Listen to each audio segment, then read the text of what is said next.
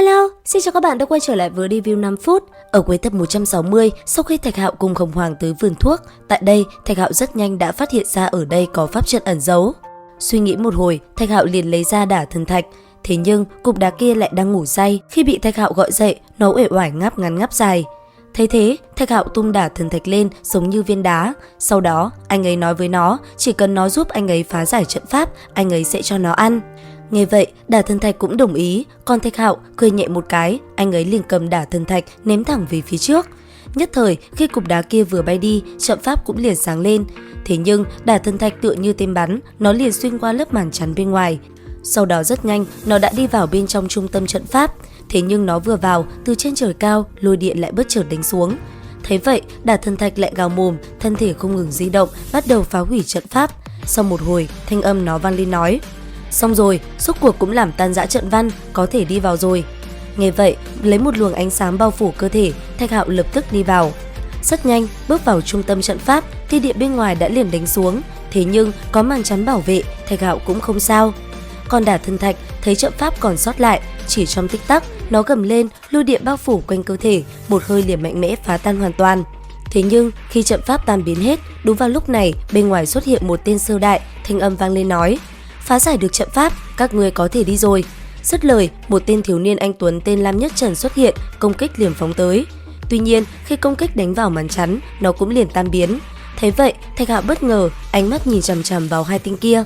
Sau đó, hai người bắt đầu trải qua một hồi võ mồm vô cùng kịch liệt. Cuối cùng, Lam Nhất Trần là người động thủ trước. Trên người hắn ta, phù văn tỏa ra hào quang chói lóa, lan khắp nơi này, ánh mắt sắc bén nhìn chằm chằm vào Thạch Hạo. Ở phía dưới, đối diện với tên kia, Thạch Hạo vô cùng tức giận.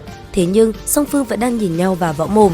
Sau một hồi, từ trên không trung, lôi địa bạo phát hóa thành vô số hư ảnh chiến mâu hiện ra, công kích từ Lam Nhất Trần phóng xuống. Nhất thời, chỉ trong tích tắc, rất nhiều hư ảnh chiến mâu đã liền hướng về phía Thạch Hạo cùng Hồng Hoàng.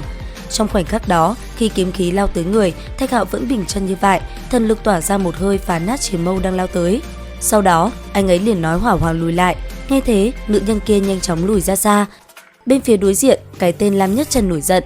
Pháp khí trên tay xuất hiện, lôi điện trên người hắn lại một lần nữa tỏa ra, cầm chiến mâu trong tay, hắn ta liền bổ thẳng xuống đầu Thạch Hạo. Thấy thế, Thạch Hạo cũng chẳng thèm tránh né, thân thể chỉ tỏa ra một luồng pháp lực, động thiên hiện ra, anh ấy dùng nó đỡ lấy một kích của đối thủ. Tuy nhiên, đúng vào lúc này, phía sau bất chợt lại xuất hiện tên tóc đỏ tên Lạc Đạo, phù văn trên người hắn rất nhanh đã sáng lên. Ngay lập tức, hai tên kia đã liền nói sẽ cùng nhau liên thủ. Nghe bọn họ nói vậy, Thạch Hạo chỉ khẽ nhếch miệng cười nhẹ. Thế nhưng, từ trên trời cao, Lạc Đạo cũng đã ngưng tụ ra năng lượng mạnh mẽ. Thấy vậy, từ trên người Thạch Hạo, thần lực liền phóng ra. Ngay lập tức, một màu vàng mang theo pháp lực kinh người tỏa ra, đánh bay thân thể tên Lam Nhất Trần về phía sau. Hai tay khẽ động, công kích trên tay Thạch Hạo cũng liền phóng thẳng về phía Lạc Đạo. Phía đối diện, tên tóc đỏ cũng lập tức đón đỡ. Trong khoảnh khắc va chạm, một vụ nổ bất chợt ầm ầm bạo phát, tỏa ra kình khí kinh người, thân thể Lạc Đạo bị chấn bay ngược lại. Thấy thế, hai tên kia sợ hãi, bọn họ không ngờ thần lực của Thạch Hạo lại mạnh mẽ như vậy. Tuy nhiên, bọn chúng vẫn chưa dừng lại. Ngay lập tức, Lạc Đạo phù văn huyễn hóa, xung quanh cơ thể hắn, hư ảnh hàng trăm cây chiến kích liền hiện ra. Thấy đối thủ như vậy, sau lưng Thạch Hạo động thêm màu vàng cũng phát sáng, thần lực kinh người tỏa ra uy áp khủng bố hướng về phía đối thủ. Thế nhưng, không chỉ có Lạc Đạo, cái tên tóc đỏ kia rất nhanh cũng hành động.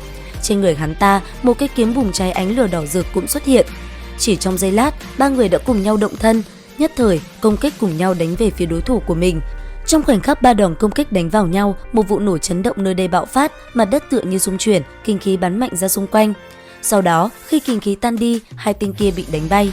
Thấy vậy, bọn chúng sợ hãi liền phóng người đi bỏ chạy. Đáng tiếc, hai cánh khẽ động, Thạch Hạo rất nhanh đã truy đuổi, chặn trước người Lam Nhất Trần và Lạc Đạo. Thanh âm anh ấy vang lên nói: thuần phục ta hoặc là bỏ mạng. Nghe thế, hai tên kia lắp bắp hỏi Thạch Hạo là ai. Đáp lại hắn, Thạch Hạo dõng dạc nói mình là đời sau tội huyết. Nghe thấy lời này, ngay cả Hồng Hoàng cũng giật mình. Nói một hồi, cái tên Lam Nhất Trần và Lạc Đạo cũng chịu thuần phục. Thấy vậy, Thạch Hạo liền thi triển trận pháp lên người bọn họ, chỉ cần phản bội sẽ bỏ mạng. Xong xuôi, anh ấy nói hai tên kia giúp mình đi tìm thánh dược. Đến đây thì hết tập 161 Thế giới hoàn mỹ. Xin chào và hẹn gặp lại.